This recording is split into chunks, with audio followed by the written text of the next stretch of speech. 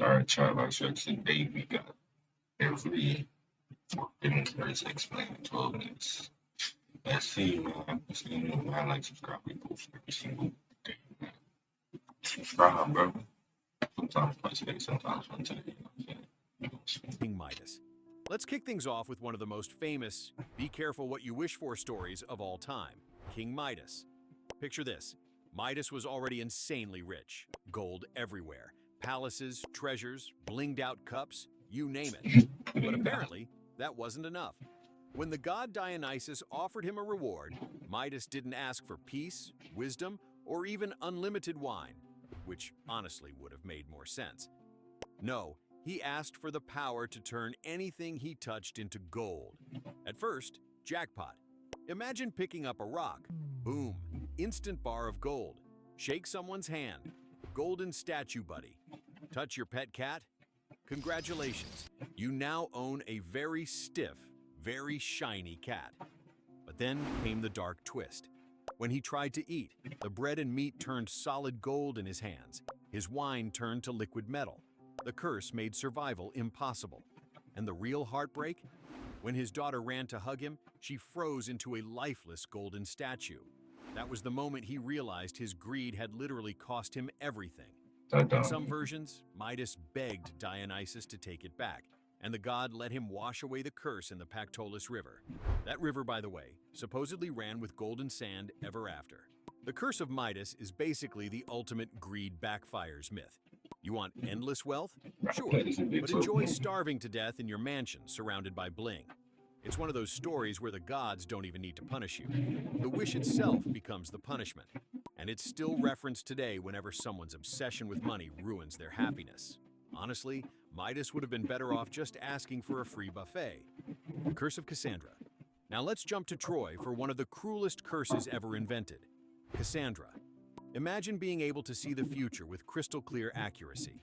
You know exactly what's coming, and you could literally save lives. Wars, disasters, betrayals. Sounds like a superpower, right? Except the catch, nobody will ever believe you. That was Cassandra's curse. She was a princess of Troy, and the god Apollo was head over heels for her. He gave her the gift of prophecy as a please love me gift. But when Cassandra rejected him, Apollo couldn't take back the power, so instead, he made it useless. Every single prediction she made came true, but nobody would listen. She warned the Trojans not to bring the wooden horse into the city. They laughed. She screamed about the fall of Troy, about Agamemnon's murder, about her own death. People called her crazy. Think about how psychologically Damn. brutal that is. You're right all the time, but your voice means nothing. It's like being cursed to scream fire in a burning building while everyone keeps scrolling on their phones. In the end, Cassandra was dragged off as a slave and killed, her visions wasted. Her curse turned knowledge into pure suffering. Honestly, it's worse than being wrong. At least when you're wrong, you can blame bad luck. Cassandra lived with the agony of being right, every time, with nobody to stop the tragedy. It's a curse so cruel it still makes people shudder thousands of years later. The Curse of the Flying Dutchman. From the ruins of Troy, let's set sail into stormy seas. The legend of the Flying Dutchman is basically the sailor's version of eternal damnation. According to maritime folklore, a Dutch sea captain tried to round the Cape of Good Hope, one of the deadliest stretches of ocean on Earth. When storms blocked his path, he didn't back down. Instead, he shouted a challenge to the heavens. I'll sail until the end of time if I must. And the gods, or fate, or maybe the devil, took him literally. His curse? Sail forever. No land, no rest, no fresh water, no port. Just endless waves and storms. The ship itself became a ghostly phantom, crewed by cursed sailors doomed to wander the seas for eternity. Sailors feared spotting it on the horizon because it was seen as a bad omen, basically the ocean's way of saying, you're next. Even centuries later, reports came in of strange glowing ships seen in the fog, vanishing as suddenly as they appeared. The Flying Dutchman isn't just a scary sea tale, it's a warning about arrogance.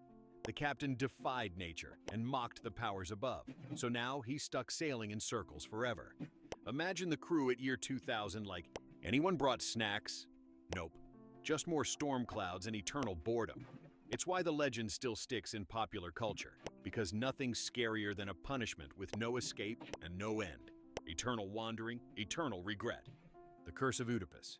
If you think your family is complicated, just wait until you hear about Oedipus. His curse is the definition of you can't escape fate, no matter how hard you try.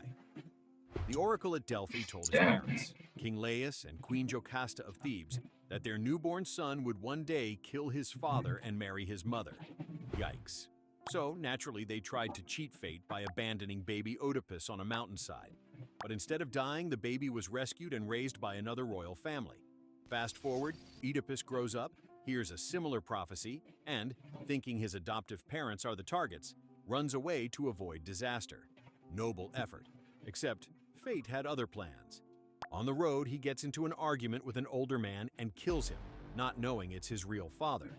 Later, he saves Thebes from the Sphinx and is rewarded with the throne and the queen's hand in marriage. Yep, that queen was Jocasta, his actual mom. The curse came full circle. When the truth finally came out, Jocasta hanged herself, and Oedipus blinded himself in horror. Moral of the story? Don't try to outrun fate. It's faster than you.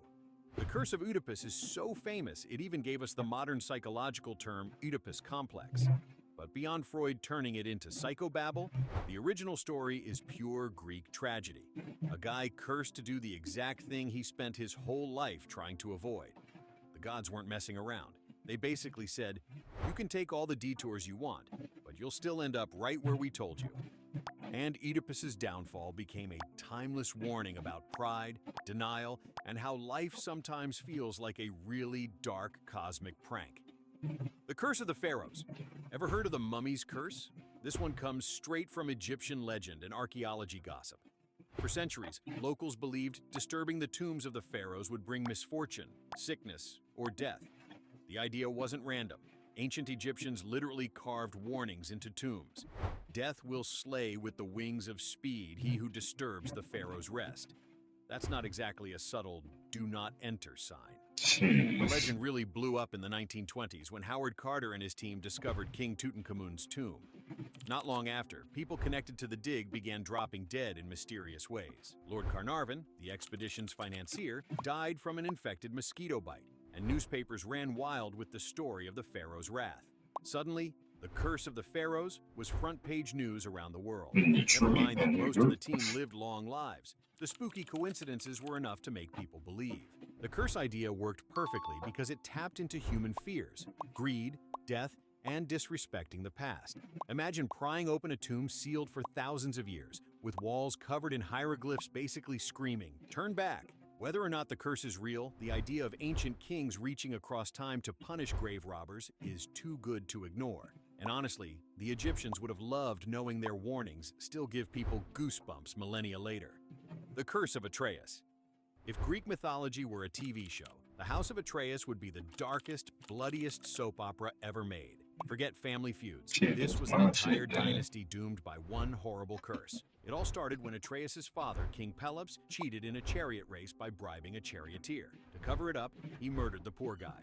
On his deathbed, the victim cursed Pelops and his entire bloodline. And boy, did that curse deliver. Atreus himself feuded with his brother Thyestes over the throne of Mycenae. To get revenge, Atreus invited Thyestes to a banquet and served him a stew made from his own children. Yes, you heard that right. He literally fed his brother his kids. That act of horror locked the family into an endless cycle of blood, betrayal, and doom.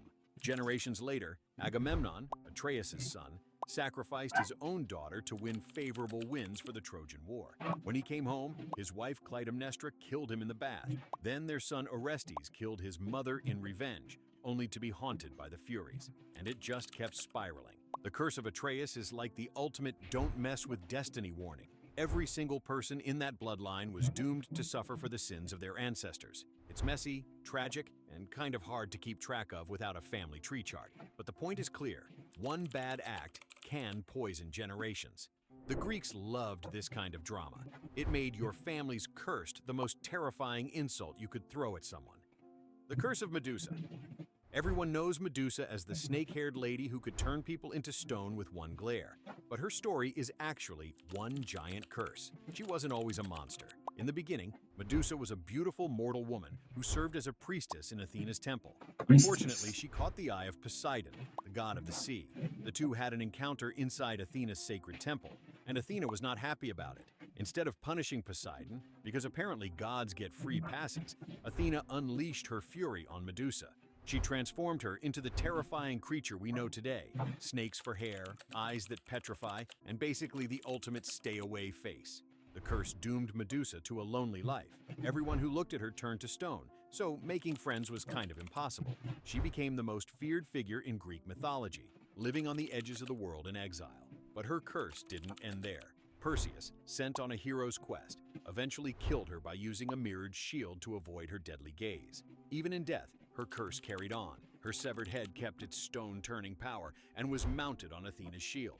Imagine being cursed so hard that even your corpse is dangerous. What makes Medusa's curse so striking is how unfair it feels. She went from admired priestess to cursed monster, punished for something beyond her control. Some modern takes even see her as a tragic symbol of injustice. But in the myths, she was pure nightmare fuel, a walking, hissing curse whose only real crime was angering the wrong goddess. If curses were punishments, Medusa's was the ultimate overkill.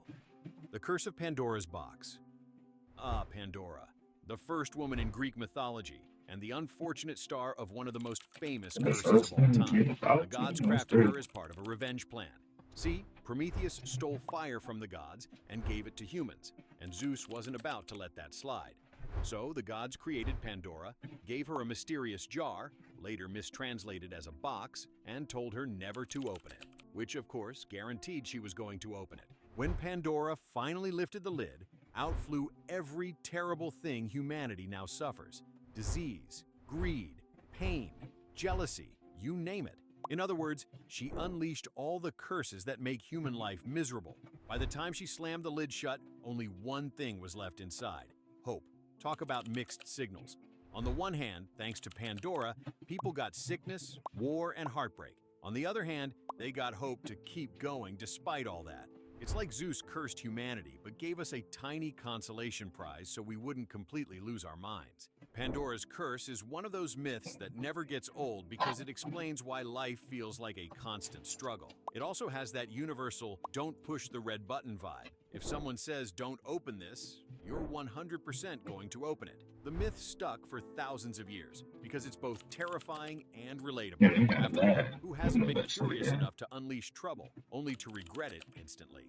Pandora just happened to do it on a cosmic scale. That's the end of this myth. Stick around by subscribing so you don't miss the next one. Goodbye. Shout out to Bruce, you know what I'm saying? What's up today? So like, subscribe, and then